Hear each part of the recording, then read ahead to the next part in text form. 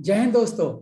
दोस्तों, हम लोग बोलते हैं कि भारत को स्वाधीनता 1947 में मिली।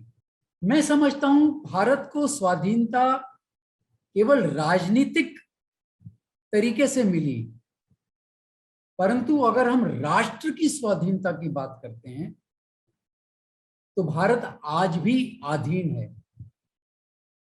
अंग्रेज चले गए, लेकिन हम लोगों ने आज तक अंग्रेजियत नहीं छोड़ी। मैं केवल एक आइटम उठाता हूं, भाषा। बहुत सारे आइटम हैं, लेकिन भाषा की एक बात करता हूं मैं आज। 1947 से लेके आज तक हमारी जो खास भाषा है वो अंग्रेजी है। हमारे न्यायालयों की ऑफिशियल भाषा अंग्रेजी है। हमारे केंद्र सरकार की जितनी भी कम्युनिकेशन होती है उसकी ऑफिशियल भाषा अंग्रेजी है। हमारे स्कूलों के अंदर अंग्रेजी के ऊपर ज्यादा ध्यान दिया जाता है। हिंदी जो हमारी राष्ट्रभाषा है, या हमारी जितनी भी प्रांतीय और राज्य भाषाएं हैं वो सारी की सारी गौण हैं। हमारी अपनी भाषा हमारे ही देश में गौण हो गई और दूसरे की भाषा वो हमारे लिए छोड़ गए, वो हमारे लिए प्रधान हो गई।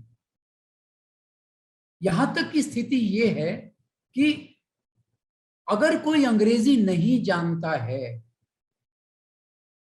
तो उसको हम लोग हीन भाव से देखते हैं। हम लोग किसी का इंटरव्यू लेते हैं तो देखते हैं अंग्रेजी आती है कि नहीं आती है। उसकी नॉलेज के साथ साथ उसकी भाषा देखना बहुत जरूरी है। अगर उसकी नॉलेज बहुत स्ट्रांग है लेकिन अंग्रेजी नहीं आती है, वो रिजेक्ट कर दिया जाएगा। हमारे ही देश में नॉलेज होते हुए भाषा नहीं आने की वजह से उसको अच्छा जॉब नहीं मिलेगा। हम लोग होटल में जाते हैं, रेस्टोरेंट में जाते हैं, हवाई जहाज में फ्लाई करते हैं, हम लोग अंग्रेजी में बात करते हैं। आपस में हम लोग चाहे अपनी मातृभाषा में बात कर लें, परिवार में, दोस्तों में, परंतु जब हम इस तरह से किसी दूसरे के साथ हम बातचीत करते हैं तो हमारे में ऑटोमेटिक हम लोग अंग्रेजी बोलने लग जाते हैं। क्यों? अगर हम हमारी मातृभाषा में बात करेंगे तो सामने वाला हमको हीन समझेगा। जब तक हमारे देश में हमारी मातृभाषा का, चाहे राष्ट्रभाषा हो चाहे हर प्रांत की भाषा हो, जब तक उसको स्ट्रेंथ नहीं मिलेगी, जब तक उसको प्रधान नहीं समझा जाएगा, तब तक हमारे देश का विकास नहीं हो सकता। मैं ये इसलिए बोलता हूं कि हमारे गांवों में जो हमारे बच्चे पढ़ते हैं वो मातृभाषा में पढ़ते हैं, परंतु उनको वो ज्ञान नहीं मिल पाता है। क्यों नहीं मिल पाता है? क्योंकि जो भी हमारा टेक्निकल ज्ञान है, चाहे इंजीनियरिंग की बात कर लें, चाहे मेडिकल की बात कर लें, चाहे लॉ की बात कर लें, चाहे और किसी भी प्रोफेशन की बात कर लें, सारी की सारी पढ़ाई अंग्रेजी में होती है। तो उस बच्चे को मौका ही नहीं मिल पाता है कि वो ये सारी प्रोफेशनल पढ़ाई कर सके और अपने आप को आगे बढ़ा सके।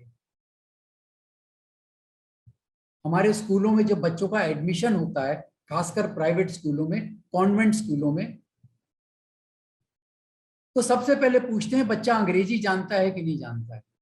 ये तो नई हमारी जो पॉलिसी आई है एजुकेशन की, उसकी वजह से 5वीं तक हमारी जो पढ़ाई होगी वो हमारी मातृभाषा में होगी। ये बहुत एक अच्छा कदम है, लेकिन ये केवल पहला कदम है। अगर पढ़ाई का ऑप्शन 12वीं तक हमारी मातृभाषा में हो जाए, उसके बाद हमारी सारी टेक्निकल पढ़ाई अगर हमारी मातृभाषा में होने लग जाए तो हमारे देश के वो बच्चे भी आगे बढ़ सकेंगे जिनको आज ये अपॉर्चुनिटी नहीं है। और क्यों नहीं मिलनी चाहिए उनको ये अपॉर्चुनिटी? जापान के अंदर जापानी में पढ़ाई होती है, जर्मनी के अंदर जर्मनी में पढ़ाई होती है, जर्मन में पढ़ाई होती है, रूस के अंदर रशियन में पढ़ाई होती है, चाइना के अंदर चाइनीज में पढ़ाई होती है। हमारे देश में हमारी राष्ट्रभाषा में या प्रांतीय भाषा में पढ़ाई क्यों नहीं हो सकती है? वो केवल इसलिए कि 70 वर्षों में हमने हमारी भाषा का विकास रोक दिया। मैं बोलूंगा रोक दिया। विकास हुआ नहीं, नहीं बोलूंगा, विकास को रोक दिया बोलूंगा। और इसके जिम्मेदार कौन है?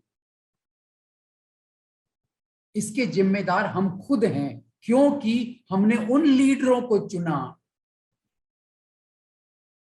जिनके लिए अंग्रेजी ही महत्वपूर्ण थी, हमारी राष्ट्रभाषा या हमारी प्रांत भाषा महत्वपूर्ण नहीं थी।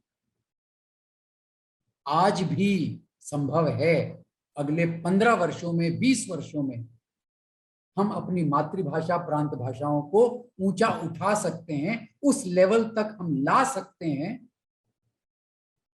जिस लेवल पे जो हमारी विदेशी भाषाएं हैं, जो अपनी भाषा में टेक्निकल एजुकेशन करते हैं, हम उस लेवल तक पहुंच सकते हैं। अंग्रेजी हमारी सेकंड भाषा हो जाए, कोई प्रॉब्लम नहीं। एक समय था हमारे पूरे भारत में संस्कृत हमारी मातृभाषा हुआ करती थी। लोग बोलते हैं ये केवल ब्राह्मणों की भाषा थी, लोग बोलते हैं ये केवल राजाओं की भाषा थी। नहीं, ऐसा नहीं है। संस्कृत भाषा आम जनता की भाषा थी, हर व्यक्ति संस्कृत में बात किया करता था। आज भी संभव है, हमारे देश को जोड़ने के लिए हम संस्कृत का अगर हम उपयोग करते हैं, अपने प्रांतों में हम प्रांतीय भाषा यूज करें, लेकिन आपसी भाषा में हम संस्कृत की भाषा यूज कर सकते हैं। क्यों नहीं कर सकते हैं? केवल हमको संस्कृत को बढ़ावा देना जरूरी है। अगर हम ये कर पाए, और समय ज्यादा नहीं लगेगा, 15 वर्ष, 20 वर्ष, इतना हमको मिलना चाहिए, और ये भाषाएं हमारी प्रधान हो जाएंगी, महत्वपूर्ण हो जाएंगी, गौण नहीं रहेगी। अंग्रेजी भाषा हमारी गौण हो जाएगी। फिर तीसरी भाषा, आज क्या होता है, अंग्रेजी मेन भाषा, हिंदी दूसरी भाषा, और तीसरी भाषा में या तो संस्कृत लीजिए या प्रांतीय भाषाएं लीजिए। ये तीसरी भाषा जो है, ये हमारी अंग्रेजी भाषा होनी चाहिए, ये हमारी प्रथम भाषा नहीं होनी चाहिए। हमारी प्रथम भाषा संस्कृत, हमारी प्रथम भाषा राष्ट्रीय भाषा, हमारी प्रथम भाषा प्रांतीय भाषा। उसके बाद कोई भी विदेशी भाषा पढ़ी जा सकती है। दोस्तों, हमारे देश को अगर विकास करना है, हमारी भाषा का विकास होना पड़ेगा। हमारी भाषा ही हमारी संस्कृति है, और हमारी संस्कृति पर हमें अभिमान होना पड़ेगा।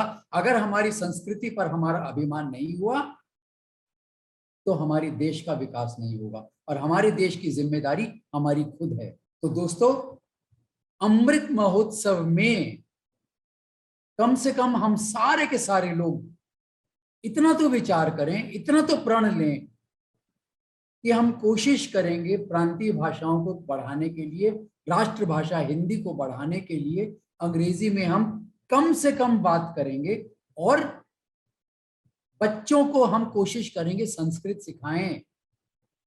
आज ऐसे बहुत सारे स्कूल हैं जहां पे संस्कृत को महत्व देना शुरू कर दिया है, लेकिन वो बहुत सारे भी जो हैं वो गिने चुने हैं। हमको सारे भारत में इस काम को बढ़ाना पड़ेगा।